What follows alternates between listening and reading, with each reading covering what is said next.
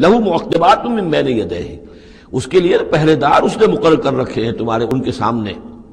جو من خلفہ ہی اور اس کے پیچھے بھی، یحفظونہ وہ اس کی حفاظت کرتے رہتے ہیں۔ یہ ہم پہلے بھی پڑھ چکے ہیں سورہ انعام میں آیت نمبر 61 میں،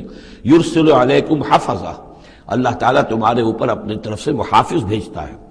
گویا کہ باڈی گارڈز اللہ کی طرف سے، جب تک موت کا وقت نہیں آیا ہے فرشتے ہماری حفاظت کر رہے ہیں کہ ابھی ان کا مہلت ہے اور ابھی ان کے امتحان کا وقت ہے، لہذا وہ حفاظت کرتے ہیں۔ لہو معقبات من بین یدیہ، انسانوں کے سامنے بھی، ومن خلفہ ان کے پیچھے بھی، یحفظونہ جو اس کی نگہبانی کرتے ہیں، من امر اللہ، اللہ کے حکم سے۔ ان اللہ لا یغیر ما بقوم حتی یغیروا ما بانفسہم، یقیناً اللہ تعالیٰ کسی قوم کے حالات نہیں بدلتا، جو بھی کچھ ہوتا ہے اس قوم کے ساتھ، جب تک کہ وہ نہیں بدل دیتے جو کچھ ان کی جانوں میں ہوتا ہے، جو کہ ان کے دلوں میں ہوتا ہے۔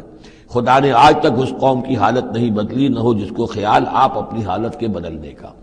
آپ کی باطنی کیفیت بدلے گی تو اللہ تعالیٰ کی طرف سے بھی آپ کے ساتھ معاملہ تبدیل ہو جائے گا۔ وَإِذَا أَرَادَ اللَّهُ بِقَوْمٍ سُوءًا فَلَا مَرَدَّ لَهُ، اور جب اللہ تعالیٰ کسی قوم کے لیے کسی بری شے کا فیصلہ کر لیتا ہے، یعنی سزا کا، عذاب کا،